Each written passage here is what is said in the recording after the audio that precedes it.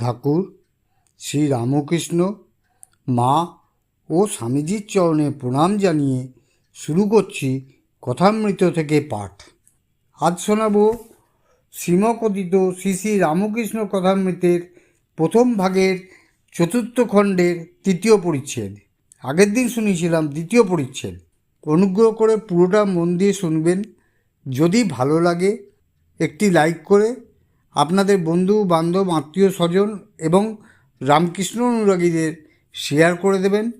কমেন্টে মতামত অবশ্যই জানাবেন এবং এখনও সাবস্ক্রাইব না করে থাকলে অবশ্যই সাবস্ক্রাইব করে বেল আইকন টিপে অল নোটিফিকেশান অন করে দেবেন। ধন্যবাদ। শুরু করছি চতুর্থ খণ্ডের তৃতীয় পরিচ্ছেদ, তীব্র বৈরাগ্য ও বদ্ধজীব। বিজয় বলছেন, বদ্ধজীবের মনের কী অবস্থা হলে মুক্তি হতে পারে? শ্রীরামকৃষ্ণ বললেন, ঈশ্বরের কৃপায় তীব্র বৈরাগ্য হলে এই কামিনী কাঞ্চনে আসক্তি থেকে নিস্তার হতে পারে। তীব্র বৈরাগ্য কাকে বলে? হবে ঈশ্বরের নাম করা যাক, এ সব মন্দ বৈরাগ্য। যার তীব্র বৈরাগ্য তার প্রাণ ভগবানের জন্য ব্যাকুল। মার প্রাণ যেমন পেটের ছেলের জন্য ব্যাকুল, যার তীব্র বৈরাগ্য সে ভগবান ভিন্ন আর কিছু চায় না। সংসারকে পাতকোয়া দেখে তার মনে হয় বুঝি ডুবে গেলুম। আত্মীয়দের কালসাপ দেখে তাদের কাছ থেকে পালাতে ইচ্ছে হয়, আর পালায়ও। বাড়ির বন্দোবস্ত করি, তারপর ঈশ্বর চিন্তা করব, এ কথা ভাবেই না। ভিতরে খুব রোগ। তীব্র বৈরাগ্য কাকে বলে? একটি গল্প শোনো। এক দেশে অনাবৃষ্টি হয়েছে। চাষিরা সব খানা কেটে দূর থেকে জল আনছে। একজন চাষার খুব রোগ আছে। সে একদিন প্রতিজ্ঞা করলো, যতক্ষণ না জল আসে খানার সঙ্গে আর নদীর সঙ্গে এক হয় ততক্ষণ খানা খুঁড়ে যাবে। এদিকে স্নান করবার বেলা হলো। গৃহিণী মেয়ের হাতে তেল পাঠিয়ে দিল। মেয়ে বললে, বাবা বেলা হয়েছে, তেল মেখে নিয়ে ফেলো। সে বললে, তুই যা, আমার এখন কাজ আছে। বেলা 2 প্রহর 1টা হলো। চাষা মাঠে কাজ করছে, স্নান করার নামটি নেই।